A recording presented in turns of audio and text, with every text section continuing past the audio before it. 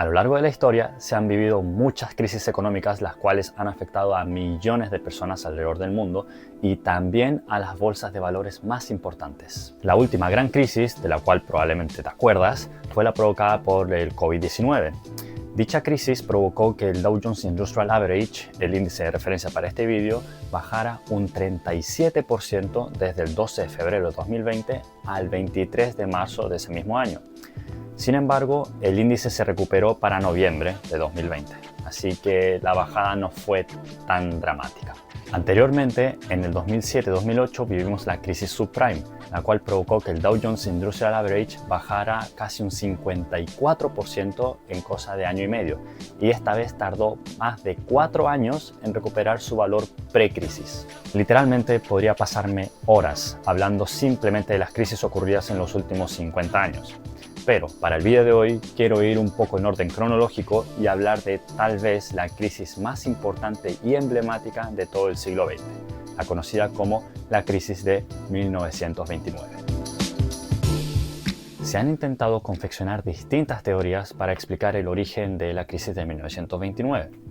Y para este vídeo he decidido utilizar el artículo escrito por Harold Bierman Jr., ex profesor de la Universidad de Cornell durante más de 60 años, el cual considero toma un punto bastante imparcial a la hora de explicar los hechos, ya que se basa no solo en sus propios estudios, sino también en las publicaciones de la época. Dicho estudio se titula The 1929 Stock Market Crash. Te dejo el link en la descripción si es que te interesa echarle un vistazo. Para empezar, Bierman abre su artículo diciendo que hay un mito acerca de cuáles fueron los peores días de esta crisis.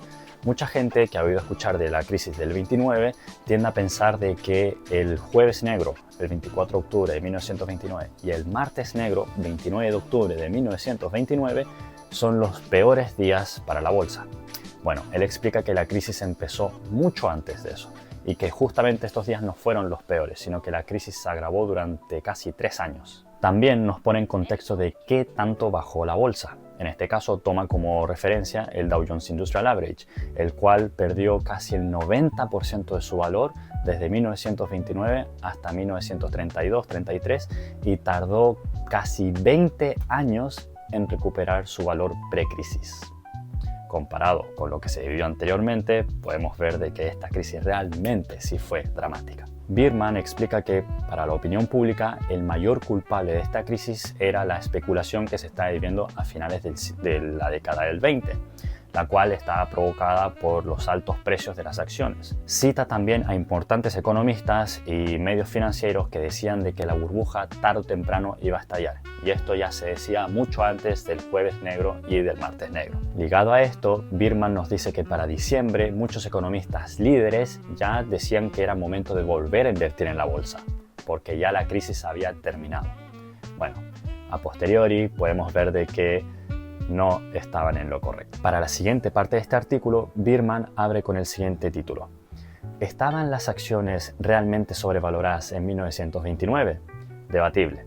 Indicadores económicos eran fuertes. Dando datos acerca del crecimiento económico que se vivía en Estados Unidos en los años 20 y el rendimiento individual de las empresas, Bierman nos dice realmente que las acciones no estaban tan sobrevaloradas en relación a lo que se podía esperar a futuro. De hecho, muchos expertos seguían defendiendo de que había que comprar acciones incluso en el tercer trimestre de 1929, un poco antes de que la supuesta burbuja estallara. Así que aquí ya podemos ver que hay cierta contradicción entre lo que decían algunos economistas que creían que había una burbuja que tenía que estallar tarde o temprano, y otros que seguían defendiendo la posición de que debido al crecimiento que se estaba viviendo en Estados Unidos hasta ese momento, pues no había ninguna burbuja. Entonces ahí ya empieza un poco el conflicto. Recordemos que en Estados Unidos se estaba viviendo la época conocida como los locos años 20, una época caracterizada por el gran crecimiento económico que se estaba viviendo luego de la Primera Guerra Mundial.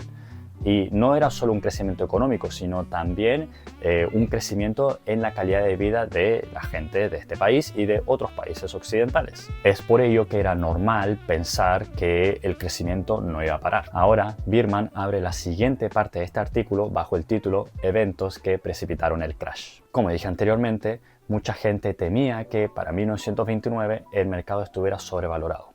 y aquí incluimos instituciones y personas tan importantes como la Reserva Federal, el Senado de Estados Unidos y hasta el mismísimo presidente de Estados Unidos, Hoover.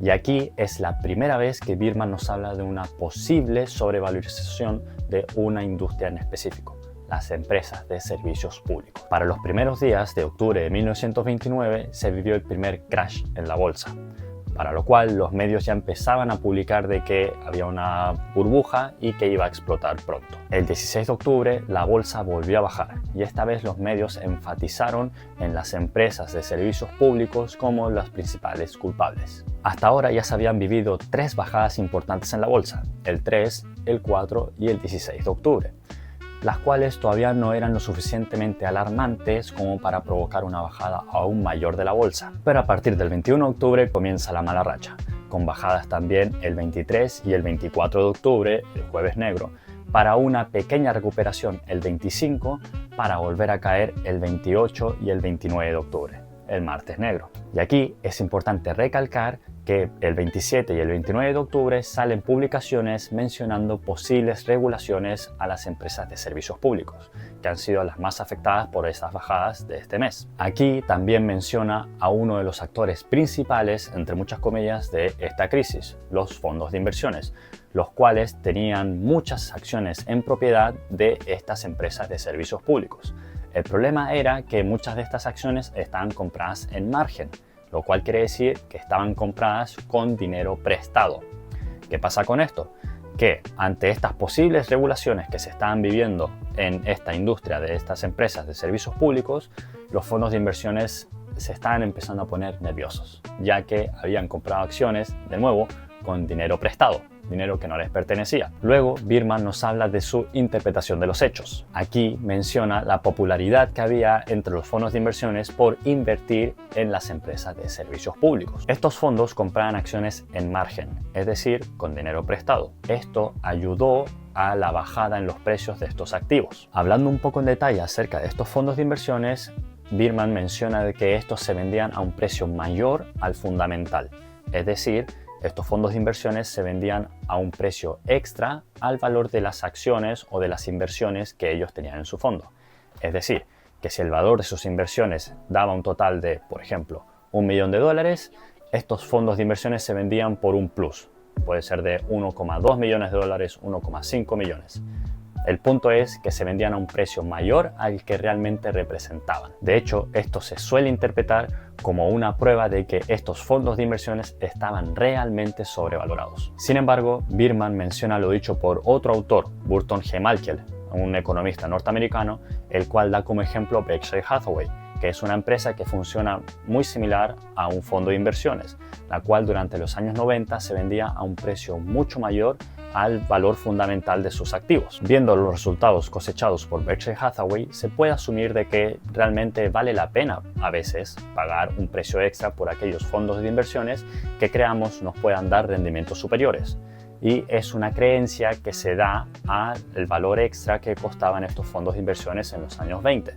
Mucha gente creía que era posible que les dieran resultados superiores y por eso estaban dispuestos a pagar un valor premium. En la siguiente parte del artículo, Birman comienza la discusión acerca del precio de las acciones de las empresas de servicios públicos. Explica que, al ser una industria que, en teoría, debería estar regulada y que las empresas tienen un cierto límite de cuánto pueden ganar, los precios de sus acciones deberían reflejar un valor muy similar a lo que ganan estas empresas. No obstante, en 1929, el valor de las acciones empezó a subir mucho más a lo que estas empresas estaban generando. El auge en los precios de estas acciones fue provocado en gran parte por estos fondos de inversiones que estaban invirtiendo fuertemente en esta industria y con dinero prestado. Ante esto, Birman explica que esta supuesta burbuja iba a estallar a menos que 2 cosas ocurrieran. La primera, que los gobiernos de turno dieran más flexibilidad a estas empresas de servicios públicos a que empezaran a ganar más dinero del que estaban generando para así poder justificar los precios altos de las acciones, o encontrar más gente que simplemente siguieran pagando más y más por estas acciones.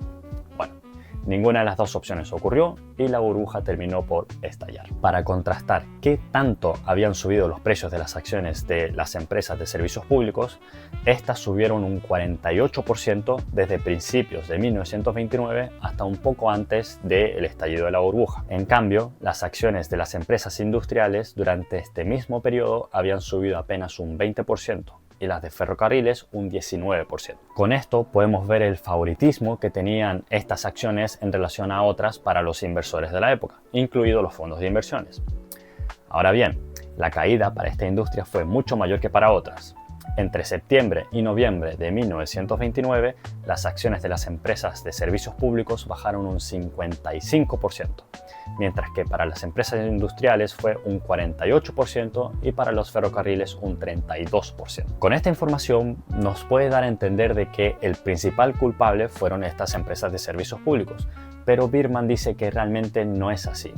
Pero ojo, sí es importante de que estas empresas, o mejor dicho, el precio que estaban dispuestos los inversores a pagar por estas acciones, sí puede ser uno de los principales culpables, pero no el mayor. Pero ojo, porque también recalca que para el 1 de septiembre de 1929, el 18% de las acciones transadas en la Bolsa de Nueva York pertenecían a empresas de servicios públicos, lo cual quiere decir que una caída en esta industria tenía el poder suficiente para arrastrar a todo el mercado. A posteriori también se dice de que esta caída en esta industria inició la reacción en cadena que provocó todo el crash. Para la siguiente sección, Birman vuelve a mencionar las nuevas regulaciones que se están imponiendo en algunos estados, como puede ser el de Nueva York y el de Massachusetts, hacia las empresas de servicios públicos. Básicamente, Birman se apoya en el hecho de que estas regulaciones tenían como objetivo parar la especulación que se está viviendo en la industria de las empresas de servicios públicos. El problema, estas nuevas regulaciones iban a afectar al rendimiento de estas empresas. Por ende, los inversores que habían comprado estas acciones entraron en pánico, porque no iban a recibir los mismos beneficios que hasta ahora, lo cual terminó por hacer estallar la burbuja. Y para terminar el artículo, Birman cierra con sus conclusiones y lecciones. Dice que, a pesar de que no hay una razón clara para explicar el crash de 1929, la evidencia enseñada sugiere que el miedo a la especulación ayudó a impulsar a la bolsa al borde del colapso. A pesar de que el crecimiento que se había vivido hasta ese momento estaba justificado, ver que las acciones de las empresas de servicios públicos habían subido tanto en tan poco tiempo hizo creer a las autoridades de la época de que esto era claramente una burbuja. Es por ello que decidieron regular a esta industria. Sin embargo, no tomaron en cuenta que muchos fondos de inversiones habían comprado acciones de estas empresas en margen, lo cual quería decir que una bajada en los precios de estas acciones iba a provocar el colapso de estos fondos de inversiones y a su vez el colapso de otras industrias y a su vez el colapso de la bolsa en general. ¿Qué hubiera pasado si las autoridades de la época no hubieran sido tan miedosas ante la posible especulación que creían se estaba formando alrededor de esta industria? Bueno, pues no lo sabemos, pero lo que sí podemos saber es que este miedo, este temor, ayudó a provocar el crash de 1929. Es decir, que la cura fue peor que la enfermedad. Al igual que no hay consenso general para explicar el crash de 1929, tampoco lo hay para explicar la Gran Depresión, que ocurrió, se dice, desde este crash hasta más allá de la Segunda Guerra Mundial. Pero lo que sí está claro es que este crash ayudó a desencadenar esta depresión, la cual tuvo muy mal a muchos países del mundo. Pues esto ha sido un pequeño resumen de una teoría para explicar el crash de 1929. De nuevo, el link para este artículo lo encontrarás en la descripción de este vídeo. Te recomiendo encarecidamente que le eches un vistazo. Así que eso ha sido todo. Muchas gracias por ver el vídeo y nos vemos en la próxima.